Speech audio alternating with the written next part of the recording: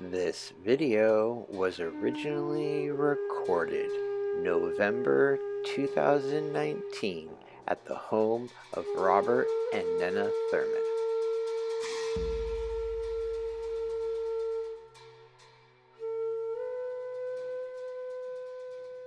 Okay, greetings. Today is Yoga Day. Or rather, really, I have two topics on my mind. And I've been traveling in Bhutan, and I'm very happy to be joining you all again today in today's podcast. And of course, ever since I went to Al Gore's training in August on the Climate Reality Project, I have been, of course, obsessed as a great-grandfather and a grandfather. I don't mean I'm a great-grandfather, I'm a lousy grandfather. Just like I've not been that good as a father or anything, because I've been workaholicing away here for the last 50 years, teaching people. And I am a grandfather, and I had the joy of going to the Climate Reality Project training, which Al Gore offered last time in Minneapolis. And he offers it only infrequently. On the next one, they all said, all the lovely people who work with him in the Climate Reality Project, the next one is in Japan. And because he's done it internationally. I think the figures are 20,000 in the US have been trained as Climate Reality Project leaders, and 5,000 internationally have been trained as Climate Reality Project leaders. And that means Australia, China, Japan, Europe, etc. I think probably even India. I'm not sure of the exact. I don't know if they publish a list on the Climate Reality Project website. You could check it yourself. But it's been a very important effort that our president in exile, who should have been our president in the year 2000 until 2008, really, that would change history if he had no Iraq invasion and dealing with the climate in a more gradual way 20 years ago than the more catastrophic and emergency way we have to deal with it now. But anyway, he did a great impact anyway of informing lots of people around the world his wonderful inconvenient truth. Although the Murdoch climate-denying propaganda machine, more than the climate reality-denying politicians, because it's only the Murdoch machine that keeps their ignorant fan base loyal by lying to them, which seems to be a mystery to other people in the media as to why Trump's people, for example, are so endlessly loyal and so much terrorizing the other Republican politicians. It's really simple. It's that they get a false view of reality from that propaganda station. That's as simple as that. They all watch it, and they all are told that what's happening is not happening, and that what's not happening is happening. And so they're all completely in another world. And that's as simple as that. That should be illegal to lie on public television. It should be illegal to lie on Facebook. And it should be, therefore, censored. Lies should be, it's not really censoring that, it's correction ahead of time, not afterwards when people won't pay attention to the correction. Sorry for that digression, but you know me, at my age. So I'm very preoccupied with the climate. Then Greta Thunberg, that was in August, on my birthday actually, which was wonderful. And Al Gore is the most gracious person. He really should be president now. He could run now and I think win. But for some reason, whatever, he's not. And after that, then Greta Thunberg's amazing advent. I should have heard about her, I guess, a year or two ago, but I didn't. And it really got into my consciousness with her great trip across the Atlantic and her visit here of the young people. Although then I'm catching up as a, ivory tower grandpa who is not paying attention. So anyway, I took my two of my grandchildren to that, who are the right age, and who were able to be free, and one godchild. And I was very, very happy that they were there. And I don't know what they can do in the middle of their school and their young careers, but they have it in their mind. And they when you take the Climate Reality Leadership Project as a youth leader, you do commit to making the subject known, being the Paul Revere's, which we're trying to do. So I want to do some podcasts on that. I'm going to be doing that. I have to figure out how to use Al Gore's wonderful instructional slides, which have a certain restriction about recording. I have to figure out how to use the info on them, let's say, in this way, but without using the slide or something. I'll have to figure that out. So I can't do that so much today. But that is so important. We mustn't forget. Greta Thunberg's cry. Greta Thunberg is like a Tibetan oracle, medium, which means that some of the Tibetan natural spirits, spirit of mountains, spirit of the earth, spirit of sky, they speak through a human being that they choose, who are often kept enshrined in a monastery as monks or nuns. There are some female ones as well, but some lay persons. And then they speak these, they become mediums for these spirits. And this is the spirit of Mother Earth herself, I think. That's why it was so extreme that Greta Thunberg, even at 8, 9, and 10, she couldn't eat.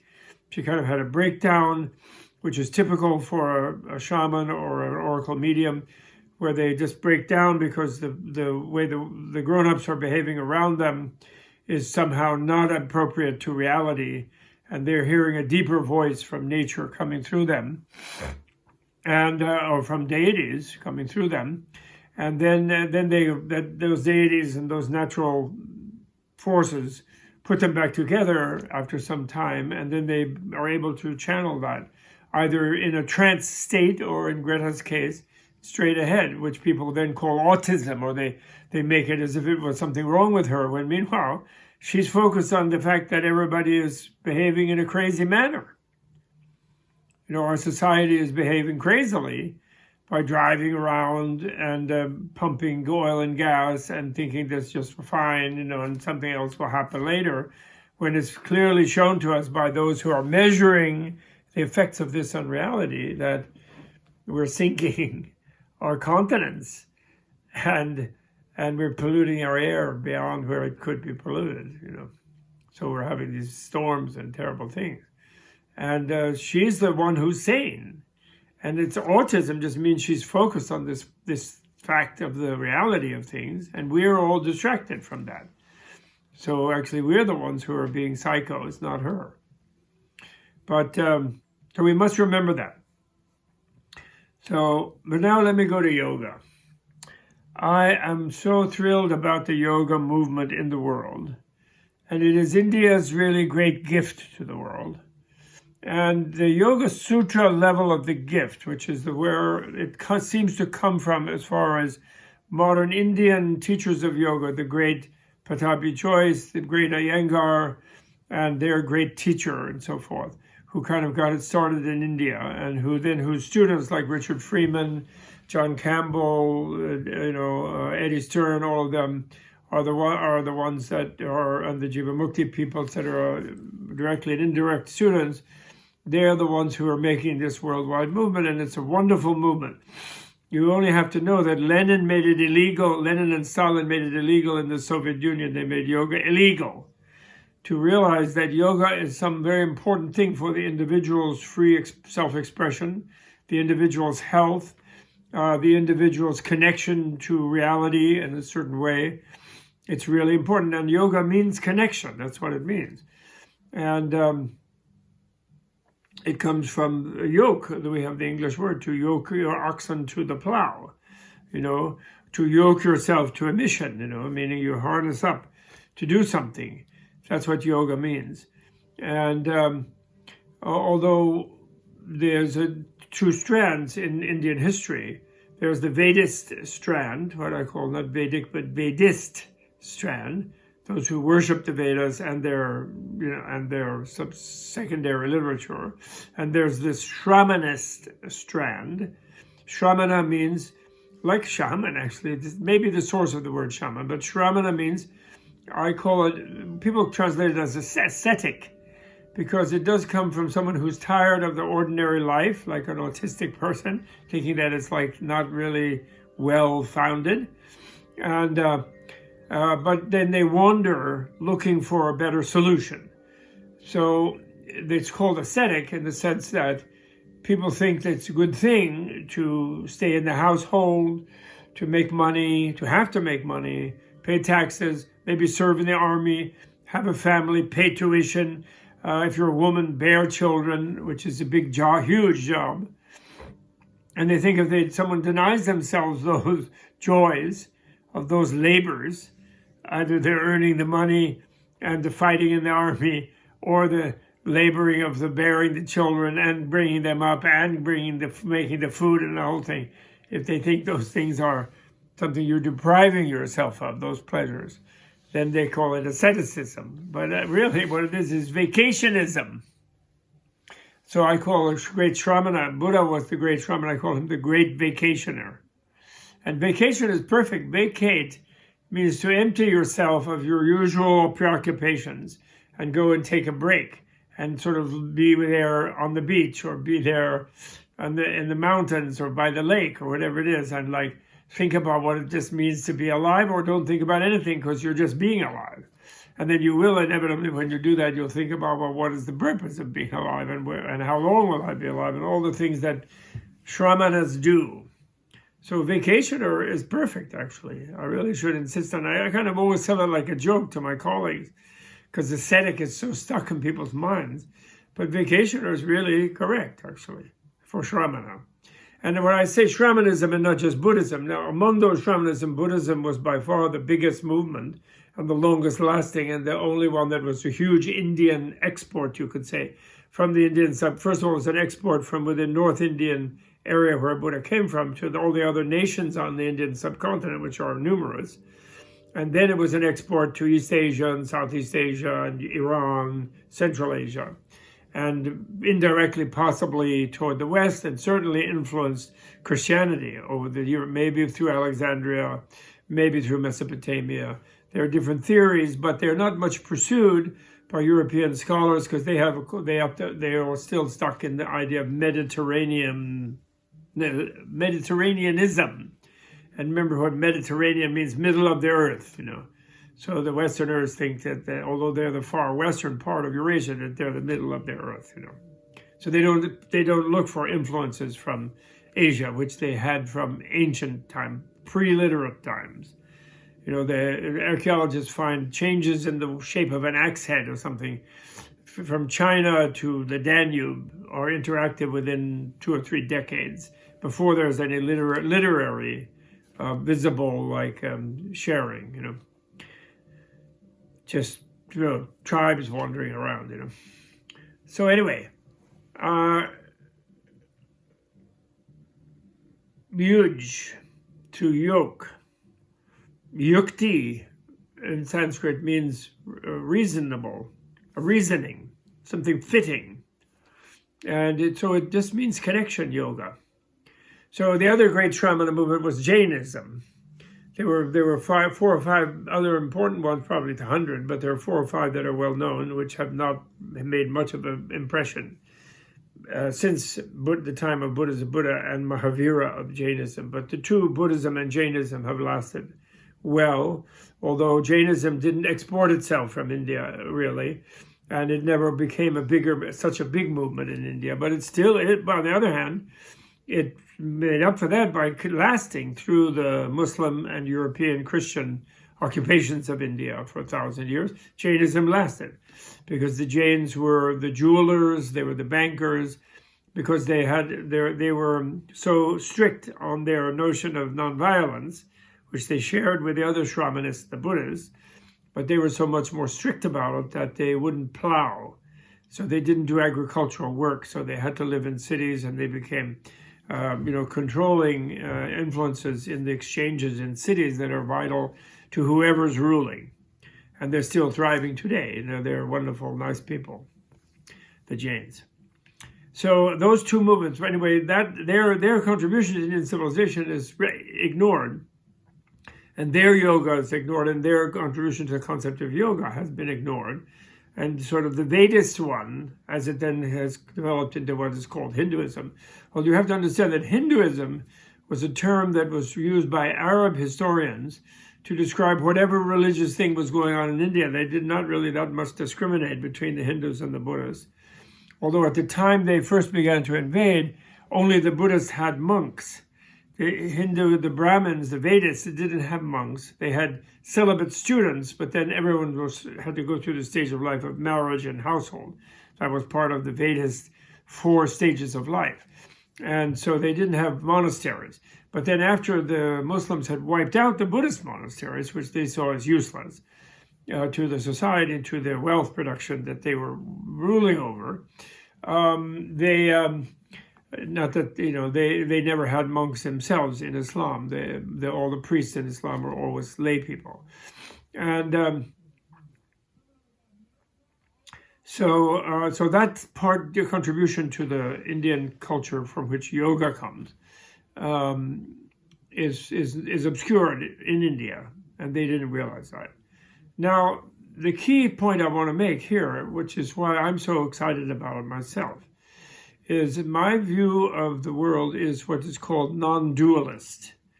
And I didn't originate that, and I don't even fully understand it. I don't pretend to, because I don't pretend to be enlightened fully. A little bit, yes, of course, I admit to. I've been a little bit ruined by becoming a little bit enlightened as far as being a certain way. And so the thing is that non-dualism means derives, I consider, and I think it derives from Buddha's discovery of emptiness. It therefore doesn't come from Vedism, although the Upanishads, which were the end of Vedism, the Vedanta, they were actually anti-Vedic, but within Vedism. Very beautifully, Indians are so complex and their language is so wonderful intellectually, that they were able to be sort of non-Vedist Vedists. You could say Vedanta, because Anta means the end or termination of. So it doesn't mean the subsequent thing, it means the end of the Vedas. So because the Vedas originally were just rituals, because the Vedist people thought that the gods controlled your fate and destiny. So the way you controlled the gods, or you got them to be nice to you and not to be bad to you, and so you could have progeny, victory, and wealth, and long life, was you offered them gifts through rituals, and then they gave you a break. They were pleased by you propitiated them. Let's say you drew near to them, you pleased them. And so that's what the Vedas were. And then the Vedanta means that that's a lower knowledge. That's not the way to really deal with things, because the way you yourself are is what causes your fate. What you do, what you think, what you say. But this was an innovation in the Indian world by Mahavira and Buddha, actually. The Shramanists are the ones who really did this, and they may be basing themselves on an ancient tradition that could have been there as early as the Harappan civilization in the 3rd millennium, 2nd millennium. But anyway, that got kind of pushed south or wiped out by Aryan invaders coming through Iran from Central Asia due to some massive mega climatic changes. Mainly that the vast Central Asian steppe became less habitable, and the river valleys became more attractive, and the domination of agricultural workers by these chariot-wielding fierce people from the nomadic reaches, which have always bred fierce and strong people, and because they live at a certain difficulty of subsistence. And so, like eventually later, much later, thousands of years later, the Mongolians, But it was the so-called Aryans, who were kind of whiteys, unfortunately, that did that. So I'm saying that the non-dualist view, though, comes from the scientific discovery of emptiness.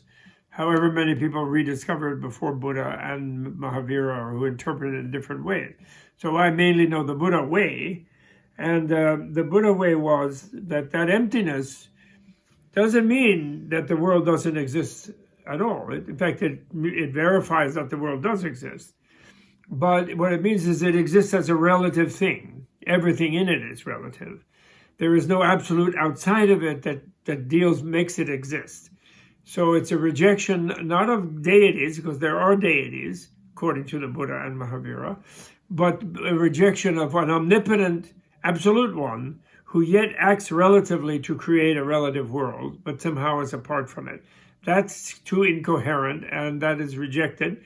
And and then in the Buddhist literature, I don't know about the Jain literature, whether they have a similar story. But in the Buddhist literature, the story is that the being that was thought to be the monotheistic creator, Brahma, told Buddha, I'm not the creator, and I'm not omnipotent. I'm a very powerful deity, and I was like one of the luckiest beings in the world. And I'm also nice, and I'm happy.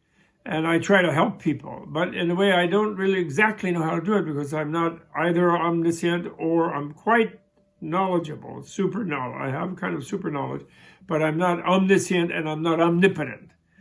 So, and the reason he told the Buddha that through some intermediary, and eventually himself directly, is that he wanted Buddha to teach. Because he wanted Buddha to teach people that they are all responsible for their own fate, in interaction, of course. And there are powerful beings who can also affect their fate, and it's important to relate to them in a nice way. And there are also bad ones who are quite powerful, who can also make trouble, and they have to relate to them in a nice way. But ultimately, one has one's own fate in one's hands, and one can become free of this kind of being compelled by either good or bad people and become enlightened. And then somehow, what's nice about that, Buddha discovered, Brahma didn't really know that, but Buddha discovered, or maybe Brahma did because he remembered with his vast knowledge other beings who had become Buddhas before Buddha. So I want to give Brahma a break there. But it's possible to understand everything clearly. And that doesn't guarantee omnipotence, because part of understanding everything is that other beings are free, and you cannot force them into this or that. You cannot do this. You can't even if you kill them, you haven't quieted them down, because then they are reborn. Because there's the spirit, the subtle level of the mind, or the spirit or the soul, or whatever you call it, is a continuum, also very relative. You know, Buddha talked about selflessness or soullessness sometimes, and he said everything, that has to do with his emptiness thing, meaning that there's no soul or spirit that is a fixed thing that's absolute, that's disconnected from everything. But that doesn't mean there isn't a super subtle thing. Westerners who had denied the fixed soul to get away from the Christian church, threatening them with hell all the time, they took it as meaning there's no mind and no soul, and you just live, you're just a biological robot, and then you die. And then they transferred that sense of absolutism that originally they had about God and then about the soul. They shifted that over to nothingness, which makes them just as fanatical in a more subtle way, and reckless, actually. The super fanatic theists, monotheists, are reckless because they think God will save them if they just do the right thing to God. They can be horrible killers, and then they just say, I love you, God, or your emissary, Jesus, or your prophet, Muhammad, whoever it is, and then you'll make me happy. And so they're reckless in a way of thinking that an absolute is working for them. And the modern ones are reckless in the way they think an absolute is waiting for them. They don't think nothing is doing anything for them, but they think nothing is waits there. And that's what they've absolutized. So then they think they just become that. And they get rid of the illusion of being a responsible living being. So Buddha's discoveries, which was scientific, it had to do with investigating everything, including the subatomic, which apparently through really the highest level of yoga, you can, without a machine, you have your amazing brain, and you can discover the nature of its own cells and its own atoms and its own subatomic energies, and as well as its masses. You can understand it all. So that was his great achievement as the greatest scientist of that era that is still marking our era. And so I believe that non-dualism. And therefore what non-dualism mandates, by there being no separate absolute in anything or relevant to anything, it mandates that we take responsibility for our interconnection. So that means we yoke ourselves to the way we interconnect with things. That's the ultimate yoga. So the ultimate truth is our interrelationships. And that is of an inconceivable kind of almost totality, which is indescribable and inconceivable in sort of linear terms. And yet experientially we can feel it through a state of complete open-heartedness. So that knowledge becomes sensitivity, empathy, compassion toward other beings. and makes us, if we become a Buddha, an agent of well-being to all beings automatically. And so all that energy that we humans often invest in some kind of an absolute, because we're scared of the way that things are when they connect to us, because often they connect in a harmful way. Like we stub our toe, that's connecting to the chair leg in such a way that it's very painful and maybe breaks a toe bone if you do it hard enough, or whatever, a tidal wave comes, or a hurricane, the wind, the fire, or forest fire. In other words, interconnections, we're scared of it, so we think there's some absolute we can go and be disconnected. And we have created that sort of a mental delusion that if we think it's absolute, it will be. But actually, luckily, our language can tell us that absolute means disconnected. And therefore, you can't connect to what is disconnected. And so therefore, even if there were some disconnected thing that was like, howdy doody, ultimate or something, it would have no effect on us, because if it connected to us, it has to be relational. Because, the only connecting means relating. You get it? It's very simple, actually. It's not even complicated. But it's hard for us to give up the idea that there's something we can escape from it all to. And what Buddha discovered is that we can escape to love and compassion. We can escape to being so committed to everything that we kind of identify with all of it. And so then it can't harm us because we are all of it. And there's nothing else that can bump into it. That's a weird way of putting it. But you put it all kinds of ways because you know that you can't describe it, actually. Finally, it's indescribable. But it's right in front of our face also, because it connects to us. So yoga, I think, really originally and primally meant yoking your life energy to your ultimate purpose in life. And so therefore yoga, could be a yoga of being fanatic. You could be yoked to the fanaticism that you're going to leave the world and go somewhere else with God. Or you could yoke yourself to the fanaticism that you could just blow your brains out. You could hang out for a while, do whatever you feel like, and then if it got too bad, just kill yourself. And then you're yoked to the nothing, which is your reality. So in a way, it's not like you can choose to do yoga. We are yoked to whatever we think. And we're yoked to our body, for example, and we're yoked to the world and all this. So therefore, there's two kinds of yoga. There's one kind of yoga which even the Buddhists, and I'm the Jains, the Shramanists, and the Vedists, in their Vedanta-ist non-Vedic Vedic way, non-Vedist Vedist way, which was Vedanta, they yoked themselves to getting out of this problem of suffering, thinking that there was a way out of it.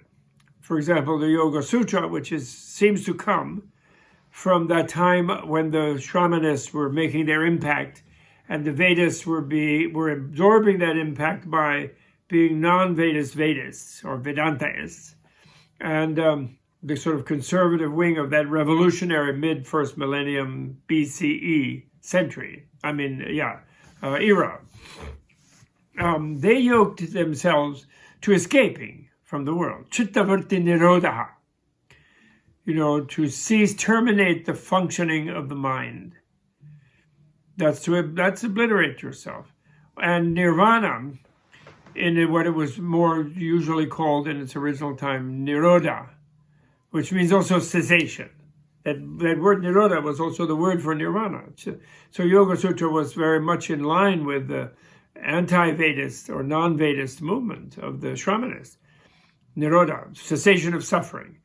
And yet, those were for people who were not able to conceive of cessation of suffering while staying interconnected with the world, because they'd had too many painful interconnections, if you follow me. They were too sensitive to the potential pain of interconnection.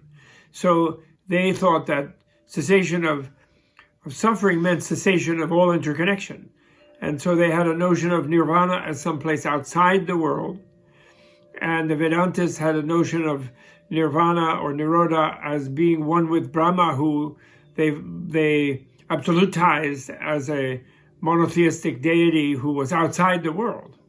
And the world just was a dream. They had all kind of great language for it because they're so brilliant, all of them.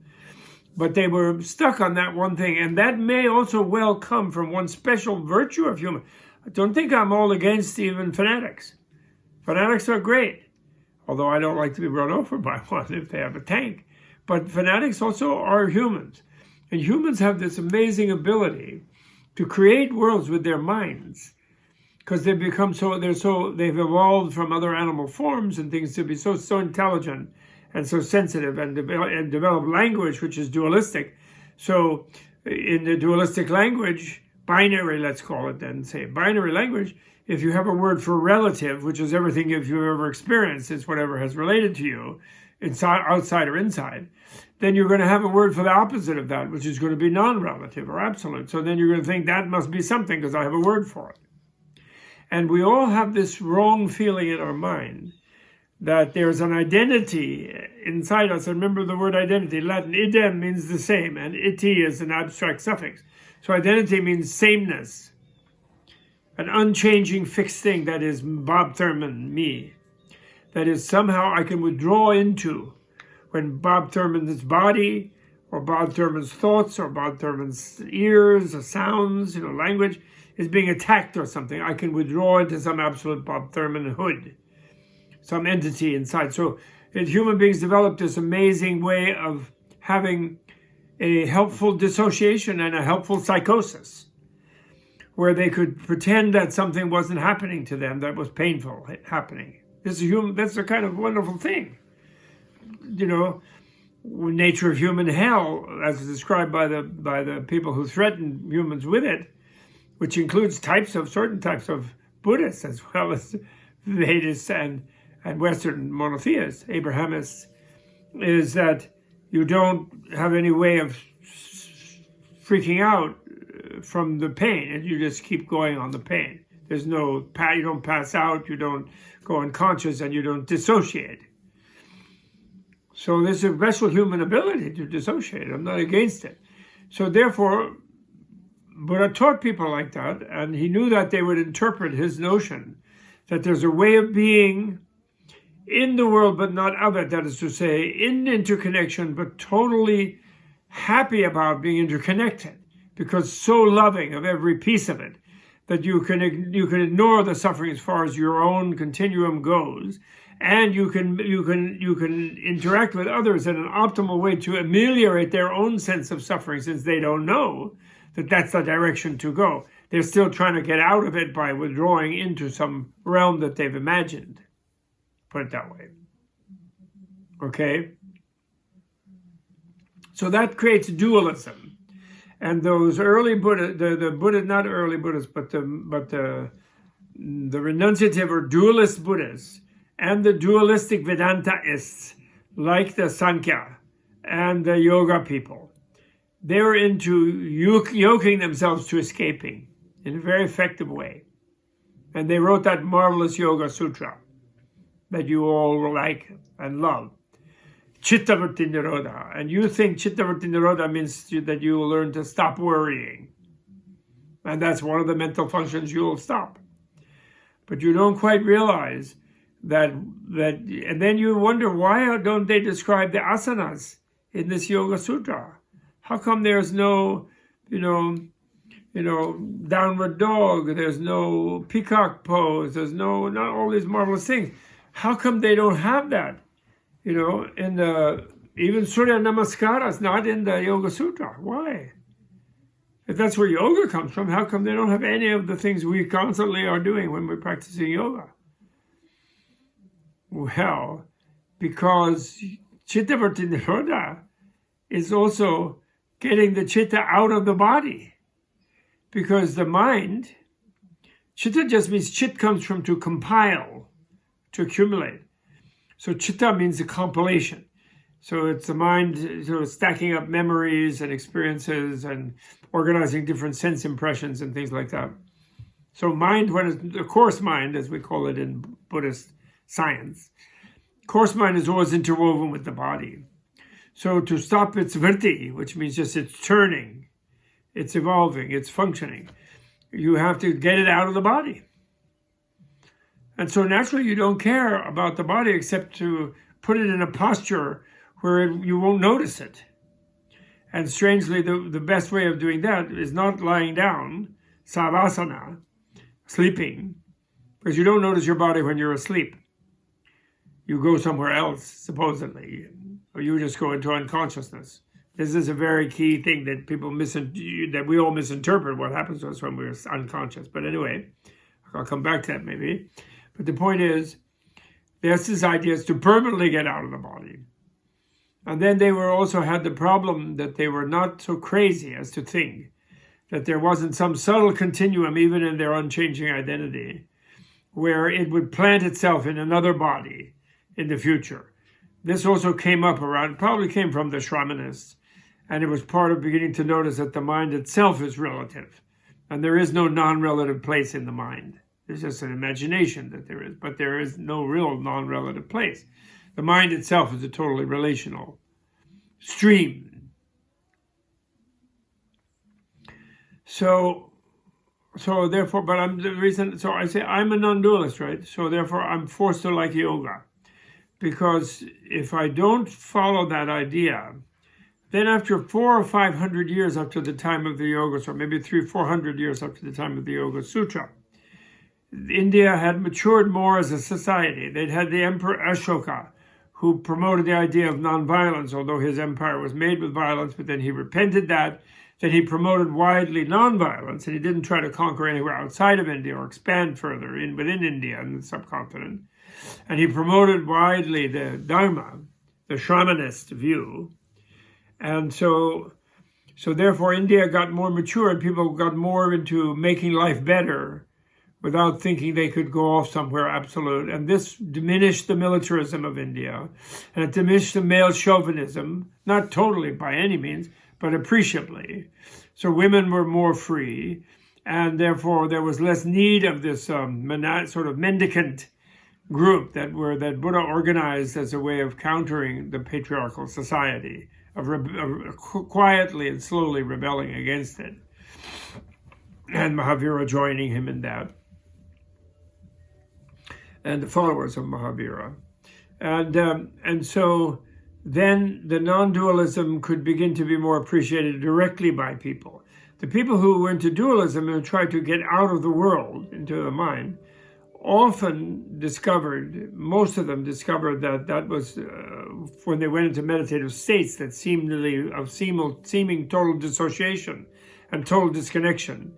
They kind of came up out of them, like when you go to sleep, and even though you dream, you then wake up though, usually. So you go to sleep in a much stronger way where you actually leave the body, but then since even the mind's continuum itself is a stream, it eventually encounters other things and it becomes conscious of itself as part of a larger current. And so a lot of them then came around to the idea of finding out how to be free of suffering within a world where others still are suffering, which is what the non-dualists are about. So then the body itself becomes an important instrument of relating to others. What is the body for? Our bodies are for relating to the world around them, around the mind. And the mind realizes it can't be completely dissociated from everything. So it has to relate. So then it evolves different kinds of bodies. Now, if it wants to relate to the world by just eating whatever is in front of it, it will have a body that's mainly a mouth and teeth and a very strong digestive system like a crocodile. And it'll go chomp, chomp, chomp through the world. And then it'll eventually get chomped by somebody, and then it'll be reborn in another egg and continue to chomp. And then we humans have been through all of that, and we have this really weird body that interrelates with others in a very strange way, with these digits, the way we have sexuality, the senses all in the head, mostly except for the skin, I mean, we were really strange creatures. And we somehow managed to carry around this incredible supercomputer that can actually try to figure out what the world is about, through knowledge, through experience, like scientists, like Buddha did. So anyway, after about 400 years, then the non-dualism emerged. And with the non-dualism, the fact that the body is the incredibly useful thing that humans have evolved, that interacts with other humans and nature in a very effective way, that can be incredibly destructive, actually more destructive than some kind of animal that just can only exist in a certain niche of eating this, and being eaten by that. But instead, we humans can just be very complicated how we relate, and we can destroy everything we now have noticed as a planet. That's what's happened now. We've realized that two ways: one by thermonuclear war, and two by carbon recycling, wrongly trashing pollution. We can end all life. So our own as well, our own embodiment, that means. Or we wouldn't end all life, because even everybody dies on Earth, their minds would go ahead and be reborn on other planets or wherever it would be, or in some slag heap as some weird creature in this one, depending on how we went out. So, because continuity is the rule in nature. There's no such thing as radical discontinuity. Is another sneaky kind of absolutizing of something, which doesn't happen as far as we've experienced everything.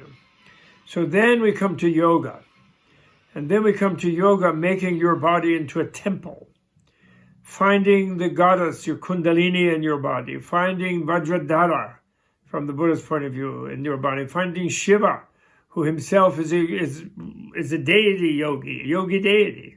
Shiva is a total yogi deity. Krishna is a kind of yogi deity, although he's a little bit into sensual yoga. Vishnu has all kind of other forms, but his most fun one is the Krishna one. Then they make Buddha into a Vishnu form, but that's fine with the Buddhists. Buddhists make Vishnu into a Buddha form, so they're happy. They mutually inter-embody in each other. That's so fine. That's one way of connecting.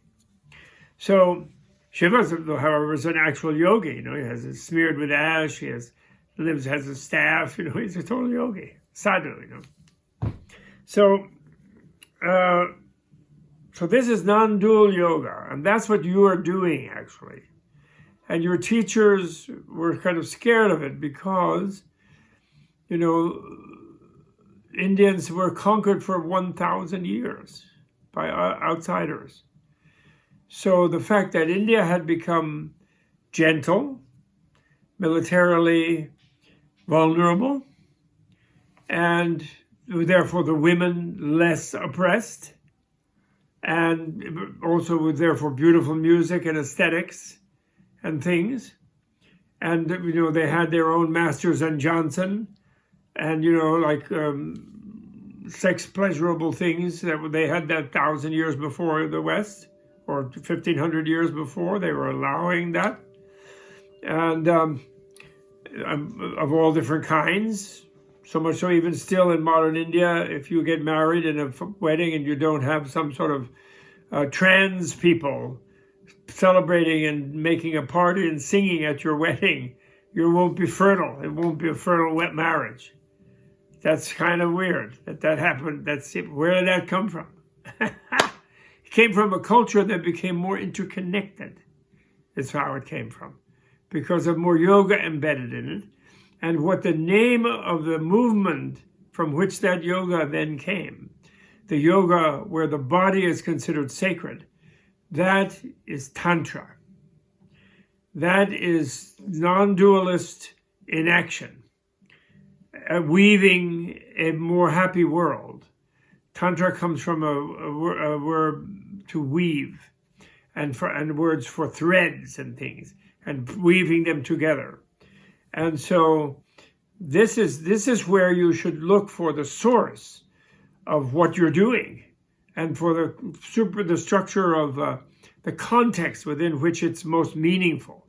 And and actually indirectly, even if you just do yoga for sport, for health, for social relationships, because you meet nice guys and girls in yoga centers, because they're people who are seeking to take responsibility for their own bodies. All of that is fine. You don't have to load it up with Hinduism or Buddhism. But in another way, if you want to go to the deeper levels of yoga, what is it that you're doing? There's no reason why you can't rediscover that for yourself. You know, it doesn't have to be religious, because really, India, even whether Hindu or Buddhist, was based on what they call Adhyatma Vidya, or inner science.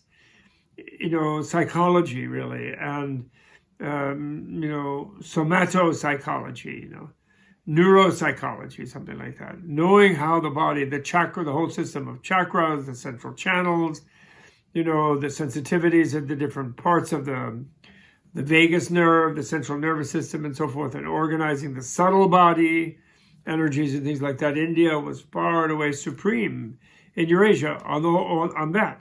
And that's only because India was wealthier. So people had more people in larger numbers that had the experience of gaining what the ordinary unthinking person thinks is the solution to all their problems, which is more wealth. They realize that however much wealth you have, it doesn't make you happy. In fact, past a certain point, it makes you more unhappy, because then you have to defend it and organize. If you're a king, kings are miserable.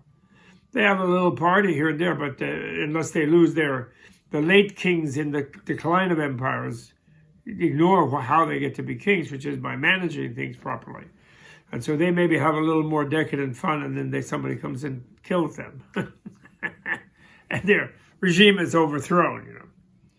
But the king that does a decent job of ruling is not happy, because it's a huge job, you know. It's like a billionaire today. Up to, you know, a few tens of millions, they're really happy getting more. Then it starts to steam or spiral. And then when they get up into the billions, they just have to make new organizations to manage it, and more stress on them, and more people coming after them to get it away from them. And it doesn't make them any happier at all. In fact, quite the opposite. Makes them more stressed out. They become like a single person government. And yet they don't have any agencies. You know, they have to create them. So, never mind that. But the point is, you yogis, I'm talking to you yogis and yoginis, and how what you're doing is the art of interconnection. And this has to do with your livelihood and your choice of that. It has to do with your inner mental meditation, as well as your physical posture, you know, dance of enjoying your body and of keeping it free and open and healthy. And you're, of course, what you eat, and everything, every aspect of your life, you yoke to the purpose. And therefore, what gives you real motivation is the idea, not just that you're escaping from thought or escaping from the body, but that you're finding the best possible use of the body. You're finding love, actually.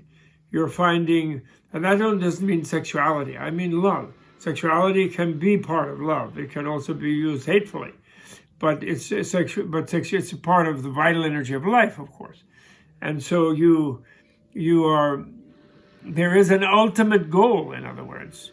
And that ultimate goal is total good relating to everything in a total good way. And what is that? That's a loving way.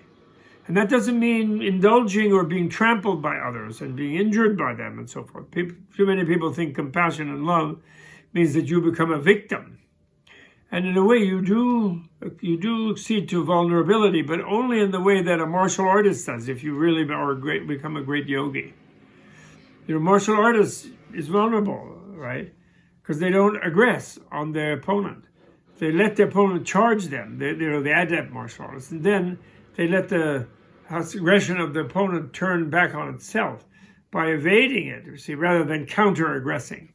The great martial artists. There may be some who punch just simply, you know, fight more effectively. But the great one, like the Aikido master, famous Japanese one, or others, they just dance out of the way and they let people crash into themselves. And So true love is capable like that. And true love can be fierce also. True compassion can be fierce against pain and against suffering. It can indulge in surgery. You know, like a truly loving surgeon is going to be the best surgeon because they really care about the health of the being that they have to cut open. Cutting open looks like aggressive. You know, sawing someone's breastbone to get in and try to fix their heart. But that's it. And the loving one will fix it right. They won't just casually just chuck in something and follow some method without caring because they want to rush off to go play golf or something, you know, just do it sloppily. They won't.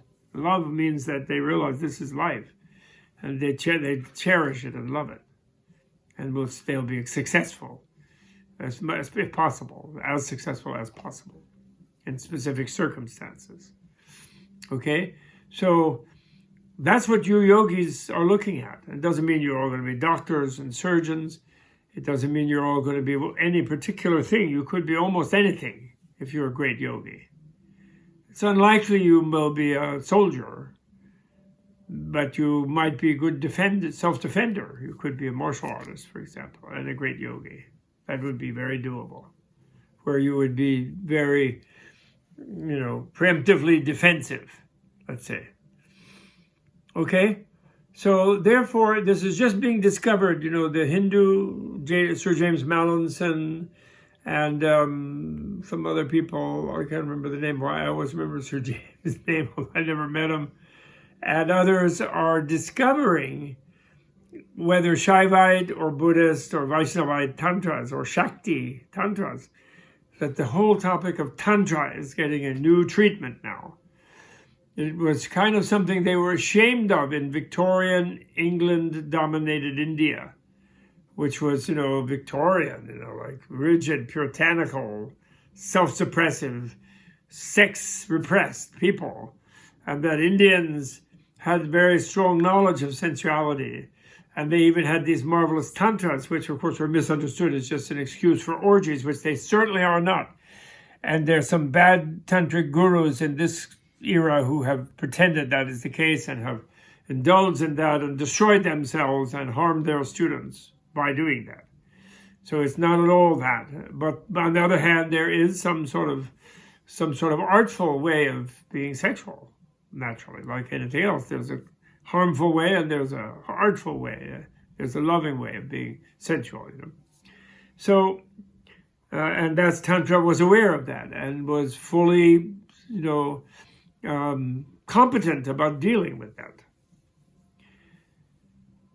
So that's the thing. And I want to do a lot more about that. This is probably long enough for one session, and I wandered and digressed, for which I'm sorry.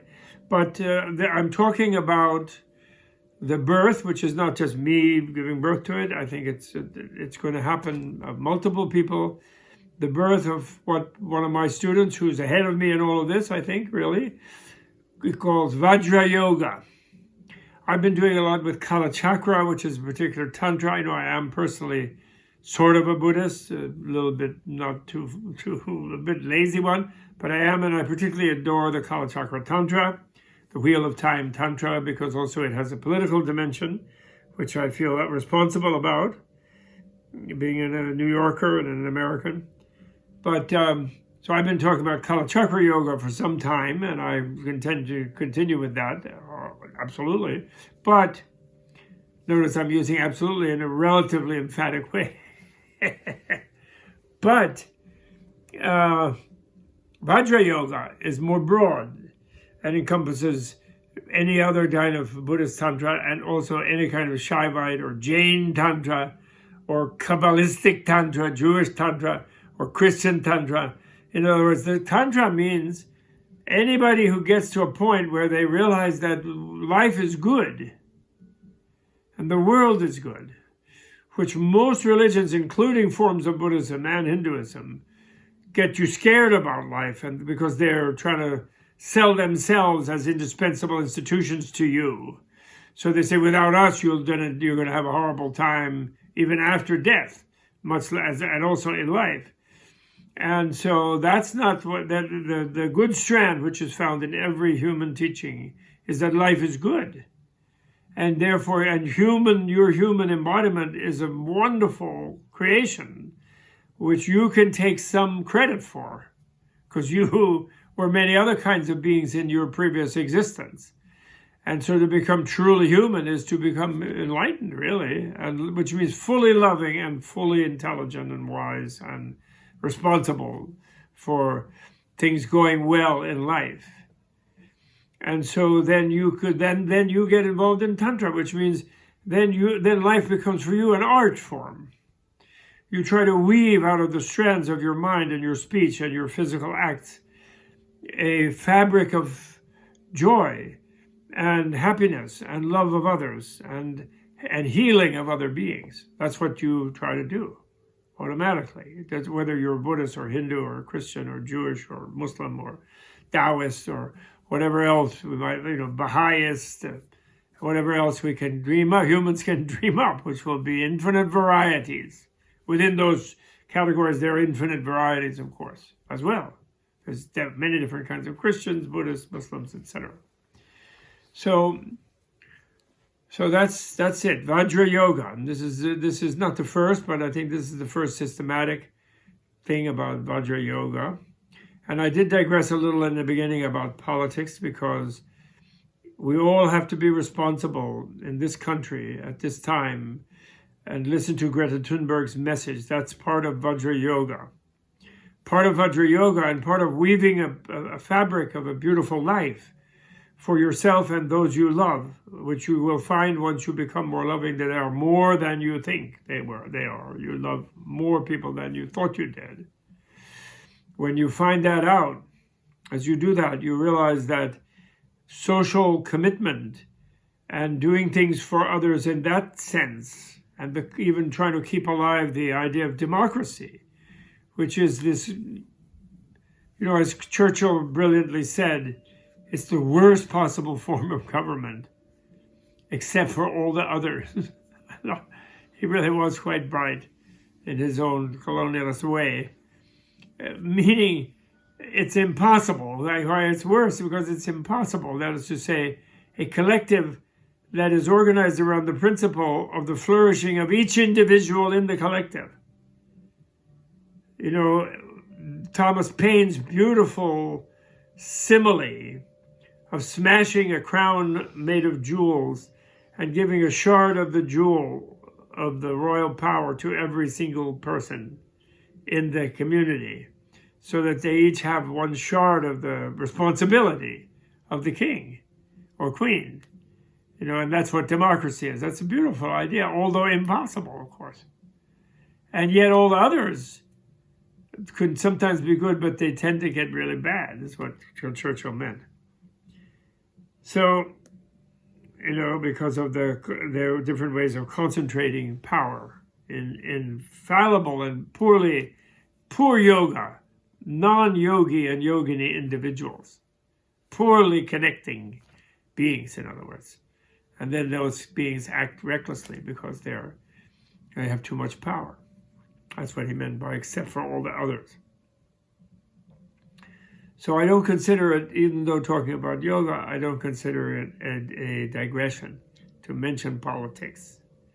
But I will interweave the coming podcasts that are going on now with Vajra yoga and Vajra politics. Okay? It's not an inevitable civil war. We did elect Barack Obama. We did elect Al Gore because, as a majority, we are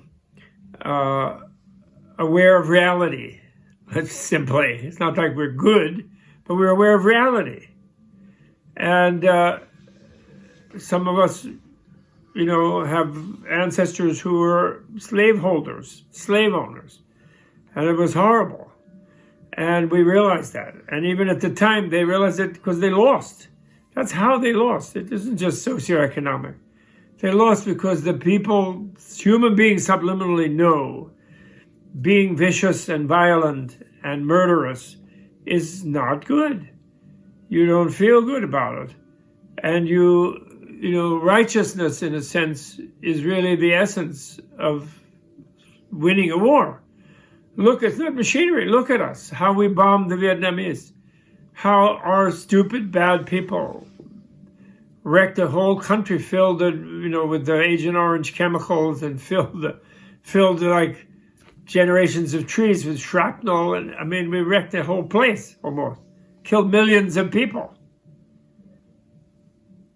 And yet they beat us in little black pajamas, crawling around in tunnels and carrying like some kind of old-fashioned weapons and some little bit newfangled one, but not really. Just creeped around and kicked us out. There was a really healthful and salutary vision of that helicopter on top of the U.S. Embassy in Ho Chi Minh City, Saigon at the time, and just ran us out of town with all our machinery, because they were trying to be independent, and our stupid leadership, Nixon especially, before that, some stupid crazy generals manipulating Johnson, who was trying to be good in another way, but another way was a stupid cowboy. So, I mean, it's just really simple. It's just propaganda in the news. The aspect of this white supremacy thing that is torturing the United States right now and wrecking the world, actually, because of our position in the world of trying to uphold a basic human ideal in the midst of our colonialism and post-colonialism, whatever. It is this propaganda in the media, the use of our brilliant technology of television and internet to brainwash people and to remove them from being aware of reality, which was making them behave better when they were aware of it. But the majority was aware of it. Therefore, the majority did not elect W. Bush. The majority they wouldn't have elected Reagan over Carter, actually, if they hadn't permitted treason, Reagan bribing the Iranians and manipulating people with propaganda, and then empowering the Murdochs to create propaganda media. And then that propaganda created a whole bunch of people who are completely psychotic. It isn't that they're bad, they're nice, so-called Hillary referred to them unwisely as deplorables. But what is deplorable is that they are so unrealistic. They've jumped into climate change denial, even though their own roofs are being lifted off by excessive tornadoes, and their cellars are being flooded, and even their living rooms with their TV sets with Fox News on are being flooded. It's still not really happening, because their brains are attached to this technology that's being used, what used to be illegally before the Fairness Doctrine was canceled, used to be illegal and will again be made illegal. So this is about, there's no mystery. Propaganda in media should be undone. Of course, these current people who are benefiting from propaganda, like the current psycho person who has been saddled with the suffering of being president, don't think because he plays golf he's enjoying anything. He plays golf all the time because he hates doing it, actually, but he's stuck with it. And then he thinks that he's terrified to have people punish him for all his misdeeds that he knows he's done. So it's like an African, dictator or any other dictator who will not be removed because the next dictator will kill them, they think. So they're like a cornered badger, bear cornered in a cave. They will fight to tooth and nail. But we should at least remove the mystery. And like, if you know people and you want to converse with people who you seem to think are your opponents, what you have to do is you have to get them to stop watching the Fox propaganda. It's not news, it's propaganda. The opinion delivered without counter-opinion should return to being illegal, which it was when we had the Fairness Doctrine ruled the government's doling out of bandwidth to corporations. They could not express opinion without the counter opinion present to counter the propagandistic force coming at you with multicolored media and loud voice directly into your head and into your brain with lies. This is what has done it. So this has to be traced back, and it has to be modified as soon as possible. And of course, the best person to do it would be Lachlan and James, brothers, to do it themselves right now, and realize that it's not healthy for them. It's destroying the world, actually, to have a huge section of the population of a country with a large role due to its technology and due to its past tradition of freedom and individualism. It's to allow the large portion of them to be completely walled off from what's really happening and acting as if it was 150 years ago. And they could be winning a civil war or something. And they could be like supreme or something again, you know, and just destroy everybody else, which of course they even themselves, they don't really want to do it, but they're created there. It's a reality where they kind of have to. It's made it out to them to be like a vital survival thing, you see, because of the unreality in which they are living. So this is the topic of this particular short thing. I'm not sure where we'll fit it, but this is what I wanted to say today. And it's not Buddhist, it's not spiritual, it's political, but it's very, very urgent. And at least if you know what is the source of this, if you try to get clear, don't get confused. Be clear, what is the source of nice neighbors and perfectly decent people becoming like monstrous in what they're doing and allowing monstrosities to occur? We have been a country, America has been a country that people have fled to from oppression throughout the world, not just out of greed, but for survival, to get away from torture, to get away from thought control. You know, the Soviet Union collapsed because they crushed all their creative individuals, because they just wanted to control by ideology. You know, a place like Venezuela is being destroyed like that. Dictatorships are terrible. Our country, the U.S., which is also belongs to the Lakota people, the Iroquois people, the Hopi people, etc., all of the different native people, as much as it does to any of the Euro-American people who've been born here, belongs to all of them. The black people who were brought here as slaves but now are supposedly free, theoretically free. They're still tortured and oppressed too much, and that has not been repaired, just like the native people have not been repaid for the theft of all of their wealth and lands. But there is a strand of us that is good, that works toward that. And people come from all over the world to seek shelter here. And have been doing so for a long time. And then in a way, you could say our expansion after having to fight the terrible wars of the 20th century, yes, you can see it as our own neo-colonialism.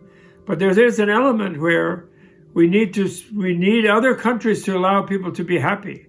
So like the Carter thing about human rights was correct, because otherwise people will flee, and now we've reached the limit of how much people can flee. And we do have room. It's not like fake like him with his wall, but you know, there is a limit. So we have to look at the source of why they're fleeing and try to fix it and help it. And the climate is a major problem, therefore we have to deal with the climate as an emergency. And we have to deal with dictatorships as emergencies. And we've been failing since since a core people, a certain number of our people have been brainwashed by this evil propaganda thing, which revived this old thing under the false idea that would allow a certain minority to have great wealth. But now they have what they don't even want it. And they're under a state of threat. Societies worldwide are blowing up about it all. So it is an emergency. It's a global emergency. We have to, fact, science, reality has to be the topic of all media. No more of this incredible lies can be allowed. That is not censorship. The correction of lies is not censorship. The correction of lies is humane activity, not to create crazy people who are misinformed about what their life is and what the world is and what their neighbor is. This is not allowed now. And that's not censorship. It's not a matter of taste. It's a matter of facts. There are no alternative facts. There's just the facts. And so we're all responsible for this from now, to speak up, to let it be known. And, this poor man who is currently being impeached, but who is doing so much harm, thrashing around, the impeachment should be preventing him from doing such harm. And but it's clearly not. To have us have allies, the brave and generous Kurdish people and their women who took responsibility and died by the thousands. We lost 5 soldiers. They lost 11,000 in getting rid of fanatics of the caliphate. And to have this crazy person whose decisions are supposedly to be respected by confused and deluded people, suddenly betray them and hand them over to another deluded person, which is not even benefiting the Turkish people at all. That deluded person has only been put in there by the same kind of distortion of the modern instrument of mass media.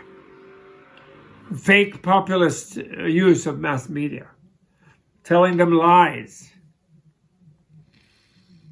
So it's like a disease that's larger than our country, but the beginning of correcting it is up to us. And of course it will be, the Turkish people themselves will, of course, inevitably eventually revolt against that crazed person. As everybody did. The Russians got rid of the Soviet Union eventually.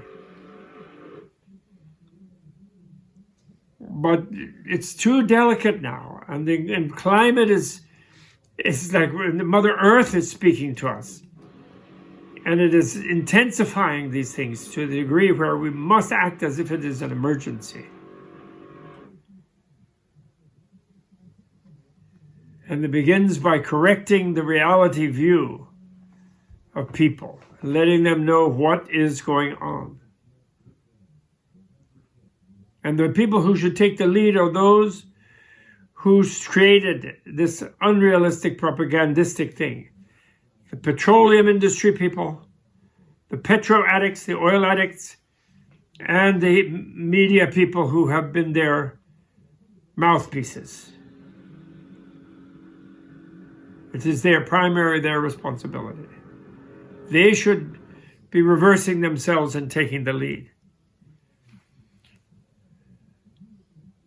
And I appeal to them to think about it. Well, how do they want to be pictured in history? Because it all will become clear eventually, if we survive. And do they really want to be in a position of seeking destruction to avoid thinking that way to avoid responsibility? There may be some as extreme as that. But then they, as that lady Michelle Alexander brilliantly said, who was appalled by the cruelty she found in studying mass incarceration, which is the kind of race thing that has been going on for 40 years. With great intent, I mean always, but particular intensity of 40 years. Since the civil rights movement, actually. The reaction against it is about 40, 50 years. Intensification. She said, I wish the people believed, she puts it as believed in their own future life, because then that would moderate their cruelty and their irresponsibility. I don't even believe it myself, she said, which is very honest of her. And I can say, I'm a Buddhist, and I know all the logic of the multiple life theory. And I also know that no theory about the relative is absolute, which Buddha freely admitted to as a scientist. And I know that it's still, nevertheless, within relative theories, it's the most logical and the most contextually appropriate. But even I don't really live as if I'm fully aware of the future life, because I'm brought up in a culture of devil may care, go for the gold, go for the Budweiser, go for it, recklessness, just be reckless. I grew up like racing cars on roads where I could have killed myself and others like 10 times over. And so I have the kind of ingrained sense. She wants belief in. It's not a matter of belief in, as if it was a mysterious or mystical thing. It's a matter of common sense. Everything is a continuity. Every time I went to sleep, my whole life, I woke up again. And I had dreams, good and bad, depending on how I had lived in the days previous. So I've had experience of when I think I'm releasing consciousness, it keeps coming back. And that has been my experience. So why should death be so different? Who assured anybody that nothing is there and they're going to be nothing? Whoever did it was lying to them, because it wasn't a scientific assurance, because nothing is nothing. So therefore, it's not a place you go. So any continuity of any energy, such as your awareness, can never be nothing. Being unconscious is only a temporary state, and you'll be conscious again. So you can't hope for destruction to get you out of. Those who, out of great shame or embarrassment, when they lose the war, then kill themselves. They didn't get out of the disgrace of the loss by doing that. And those were even cultures which had Buddhism present, Buddhist science in it, but they still were not really aware of the reality. Harakiri, for example. And the huge number of suicide we have now in this country, because people just don't feel well the way they're living. But that can all be corrected. Okay, so this was all my main point is the media is responsible now. And it's so ironic that the product of the truly fake media, the propaganda media, tries to accuse what's left of the realistic media trying to report what's actually happening in the world, although badly constrained by money not to report the climate role in things, for example, and so on. So even that, there's an element of fake in the actual media. But there's still some effort there. It's ironic that the product of the fake one calls the other ones fake. It's just typical. We've reached 1984 at last. 40 years late. 35 years late. Okay, bye.